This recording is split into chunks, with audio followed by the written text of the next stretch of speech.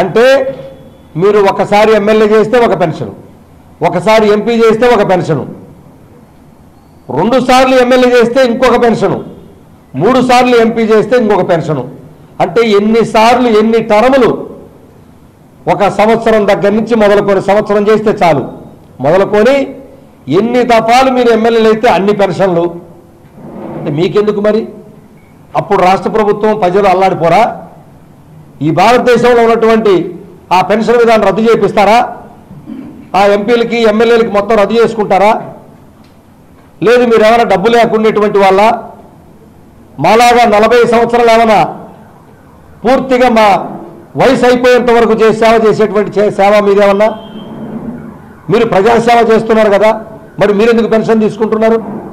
అంటే ఈ ప్రజలకు తెలియాలి, వాళ్ళకు ఒక న్యాయం, 40 సంవత్సరాలు ఉద్యోగాలు చేసేవాళ్ళకు ఒక న్యాయం.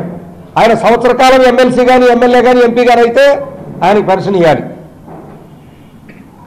ఎన్ని సంవత్సరాలు ఇవ్వాలి? ఈ పెన్షన్ ఇవ్వటమే కాదు, ప్రజలకు ఇంకోటి కూడా తెలియాలి, వాళ్ళకిచ్చే రాయితీలు బహుశా ఈ ప్రపంచంలో ఎవరికి ఇవ్వరు. వాళ్ళు టెలిఫోన్ దగ్గర నుంచి వాళ్ళు విమానాల్లో ప్రయాణం చేసేంత వరకు అన్నిట్లో రాయితీలే. మరి మీకెందుకు రాయితీలు? అంటే మీకు రాయితీలు ఇవ్వాలి. ఇంకొక విచిత్రం, వీళ్ళ జీతాలు పెంచుకోవాలంటే, వీళ్ళ పెన్షన్లు పెంచుకోవాలంటే వాళ్ళే ఏర్పాటు చేసుకుంటారు, శాసనసభల్లో లేకపోతే పార్లమెంట్లో వాళ్ళే డిక్లేర్ చేసుకుంటారు వాళ్ళ జీతాలని.